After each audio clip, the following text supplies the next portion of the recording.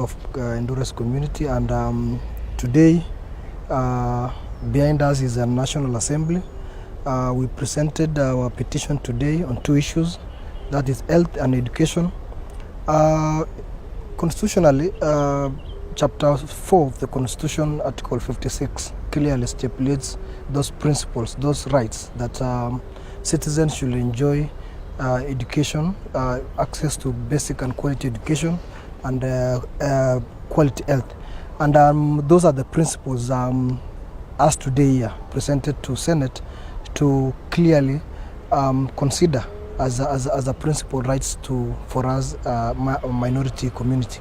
Then Article 100 still respect or acknowledge that Parliament should come up with laws or policies that ensure that marginalized communities enjoys those principles rights that Constitution will say.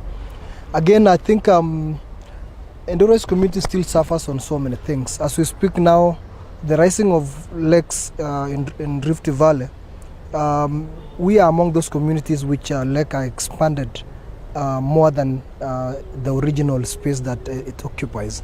And as we speak, there's a merge of health services, displacement of number of people, and this is a result of climate change.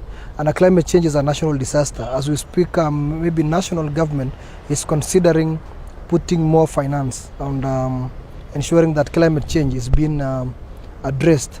And if you look at the general rights that the indigenous communities or like ENDOROIS community are undergoing, we developed this petition on one principle that county government and national government should come up clearly on two policies, one on climate change and another one on equalization fund.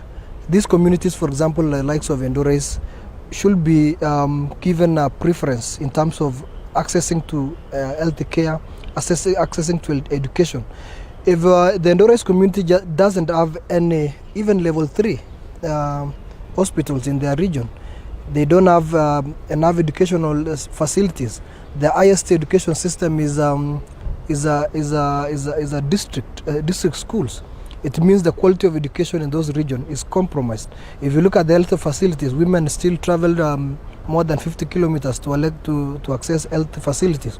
And these are the concerns we raised today to Parliament, so that they consider in the June budget, national budget, that the government should be seriously have a national conversation on how the minorities communities should access the health, you shall access education as their constitutional right. So today was a beginning of our national conversation with our partners, the Minority Group International, and we still maybe want to have like-minded partners to push this agenda of inequalities among the marginalized communities, not just the ENDOROIS, but across the minorities communities in Kenya.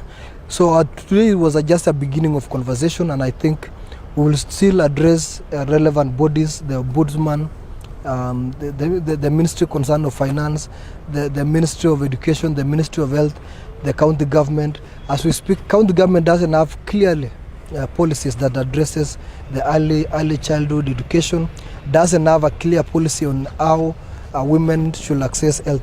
And lastly, about the snake bites, where we come from is a arid and semi-arid region where snake bites is a day-to-day phenomenon, which county government again should address the issue. Then the Ministry of Tourism through the Department of Tourism came recently and tried to compensate those communities which are affected. But we still need a serious research. We still need a serious centers where people can access those medicine, so that no one is being impure and his hand is being removed through snake bites. I don't know who is behind the scrapping of those compensation scheme, because not just a snake bite. For example, if wildlife came to your land and just destroyed the whole property of your land,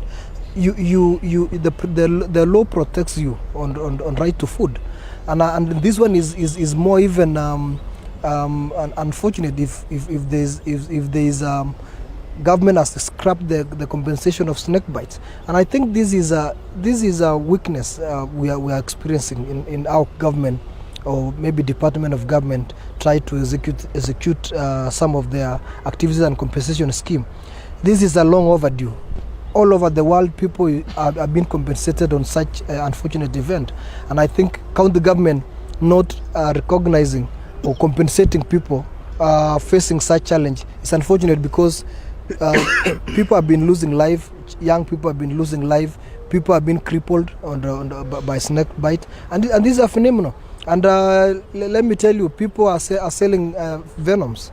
There is a business across the world on venoms. So I don't know, is government trying to have their business rather than looking at the health of their nation?